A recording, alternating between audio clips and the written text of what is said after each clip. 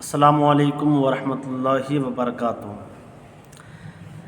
ناظرین اکرام، آج دیکھا جاتا ہے کہ اکثر حضرات ہمارے جو مسلمان اہل سنت ہیں وہ مرید ہوتے ہیں، اور یہ بہت ہی زیادہ رائج ہے۔ حالانکہ اگر ہم شریعت کے روح سے دیکھیں تو مرید ہونا امر مستحسن ہے، یعنی جائز ہے، اچھا کام ہے۔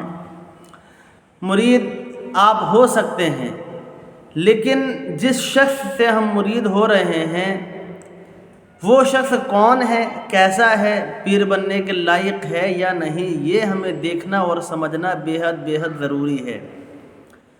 کیونکہ حضرات دیکھیے، پیر وہ شخص ہوتا ہے جس کے پیچھے اس کے مریدین چلا کرتے ہیں، پیر کی ہر بات کو مانتے ہیں مرید۔ اب ظاہر ہے اگر پیر نیک ہوگا، اچھا ہوگا تو مرید بھی نیک راستے پر چلیں گے، اور پیر ہی غلط ہوگا تو مرید بھی پھر غلط راستے پر چلتے ہیں، یا پھر مرید اگر صحیح ہوں گے تو وہ مریدی توڑ دیں گے ایسے پیر سے جو شریعت پر عمل نہیں کرتا ہے، شریعت پر نہیں چلتا ہے۔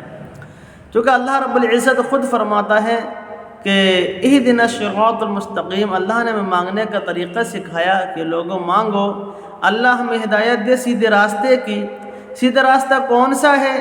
آگے اللہ فرماتے ہیں صراط الذین انعمت علیہم، سیدھا راستہ ان کا ہے جن پر اللہ کا انعام ہوا ہے۔ ٹھیک ہے، اب اللہ کا انعام ہوا ہے، سیدھا راستہ ان لوگوں کا ہے، تو ظاہر ہے ہمیں یہ دیکھنا چاہیے کہ اللہ کا انعام انہی پر ہوا ہے جو دین پر عمل کرنے والے ہیں، شریعت کی پابندی کرنے والے ہیں اور نیک راستے پر چلنے والے ہیں۔ تو آپ جس شخص سے بھی مرید ہوں تو اسے دیکھ لیں کہ وہ شریعت کا پابند ہے کہ نہیں ہے۔ 4 شرطیں میں آپ کو بتا رہا ہوں، 4 شرطیں جس پیر کے اندر ہیں اس سے آپ مرید ہوں، جس میں 4 شرط میں سے ایک بھی شرط نہیں پائی گئی اس سے مرید نہیں ہونا ہے۔ اس میں پہلی شرط یہ ہے کہ مسلمان ہوں، بدعقیدہ نہ ہو۔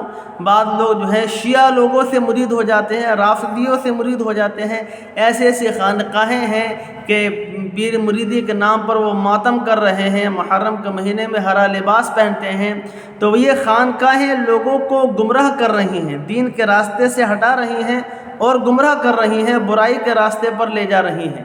تو ایسی خانقاہوں سے کبھی بھی مرید نہ ہو، جو کہ وہ یہ ایسے پیر ہیں خود بھی بھٹکے ہوئے ہیں، لوگوں کو بھی بھٹکا رہے ہیں۔ پہلی شرط یہ مسلمان ہو، صحیح العقیدہ ہو۔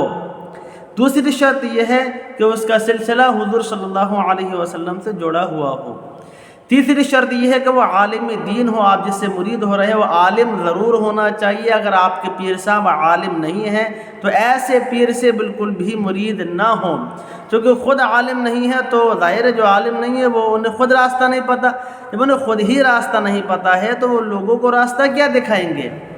تو ایسے پیر سے مرید نہ ہو جو عالم دین نہ ہو۔ چوتھی شرط یہ ہے کہ جس شخص سے آپ مرید ہوں وہ جو ہے عالم ہونے کے ساتھ ساتھ نیک پرہیزگار ہو، نمازوں کو چھوڑنے والا نہ ہو، برائیاں کرنے والا نہ ہو، شراب پینے والا نہ ہو، زنا کرنے والا نہ ہو، عورتوں کو بے پردہ دیکھنے والا نہ ہو، عورتوں کے سروں پہ ہاتھ رکھنے والا نہ ہو۔ جیسے کہ آپ دیکھتے ہیں آج کل پیر صاحب جو ہے عورتوں کے سروں پر ہاتھ رکھ رہے ہیں، یہ پیر گنہگار ہیں، بدکار ہیں جو عورتوں کے سر پہ ہاتھ رکھ رہے ہیں، ایسے نہیں رکھنا ہے، عورتوں سے پرہیز کرنا ہے۔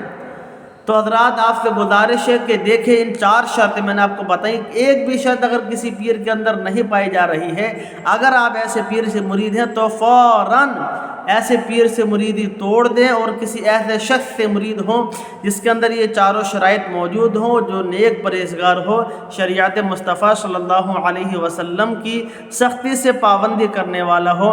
ایسے پیر سے ہی ہم اور آپ حضرات کو مرید ہونا چاہیے۔ اللہ تبارک و تعالی ہم سب کی ایمان کی حفاظت فرمائے۔